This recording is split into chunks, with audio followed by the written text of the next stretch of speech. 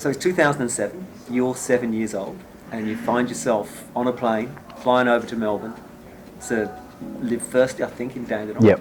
and then obviously make your way down to Morwell. What was that like? Unbelievable experience. So obviously not being able to travel on a plane before, it was unbelievable. So we had movies on the plane. Never been to the movies. Never seen a movie before. What was your English at this moment? Spoke no English. Wow. Obviously knew the basics. Hi, hello. That was about it. But obviously, and then having some food in the plane. It wasn't your normal food that you have at home. Yeah. Do you know what the food was? Yeah. So we had. It was like you had like cheese and crackers and stuff like that, but obviously had no cheese. I never had cheese before at the time, and it was just a whole different taste. Can't remember what else we had, but it was just a different type of food that you've ever had. And on the plane is you got yourself, your mum and dad, and you're part of a big family. You've Yes, got yeah. 3 brothers? I've got 3 brothers, and then at the time it was 2 sisters. Yeah. And yeah, obviously traveling with them and starting a new life was just a whole different. That I've never thought I'd ever have before. Didn't know there was another world outside of where I was living, which is unbelievable. So you arrived in Dandenong and stayed with family? Stayed with family. So my auntie lived here beforehand, Yeah. and they helped us pretty much settle in.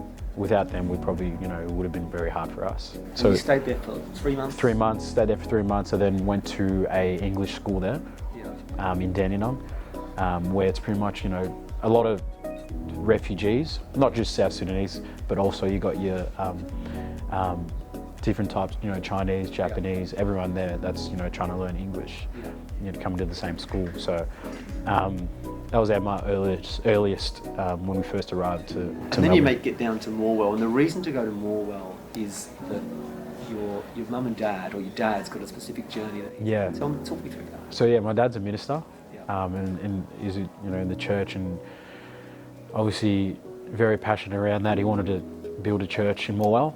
It helped a lot as well because my auntie moved down to Traralgon before us as well. So we moved there, and then Dad started the church over there, and pretty much still has it till this day. So. And at the time in Morwell, would there be many people of Sudanese background? Nah, so we're pretty much the first South Sudanese people there. Wow. It was like? It was very very tough. Yeah. No English. You couldn't really communicate with other people around the community. I felt that the best way for me to communicate with others was through sports. You can share the same emotion. You can celebrate together. That's like pretty much celebrating and expressing your feelings together. So sport was a way to communicate with me, and also brought my family into the community as well. So I brought them to come watch games, communicate with other parents and coaches as well. And that's one of my. So we started in Morwell Youth Club, under 10s there. Went undefeated the whole season, and then lost all straight sets in the finals. Oh.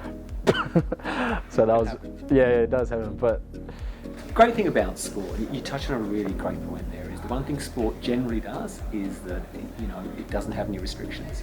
It doesn't judge. yes, It's about a team trying to Exactly. play for each other. yeah, And play for a purpose. yes, and sharing the same goal, play for a purpose, and it unites everyone, I guess, Yeah. in a way. So that's one of the reasons why I love sports and why I love playing it till this day.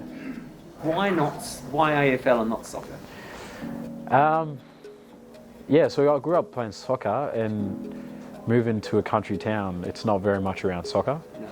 So it was a lot of footy. My friends were playing footy. It was footy everything. Footy at lunchtime, footy after school, footy on the weekend. So it was a no-brainer for me to actually just start playing footy. It was pretty much ingrained into me to play footy. So And you're using it as that conduit to build relationships, and that really makes sense. yeah, exactly.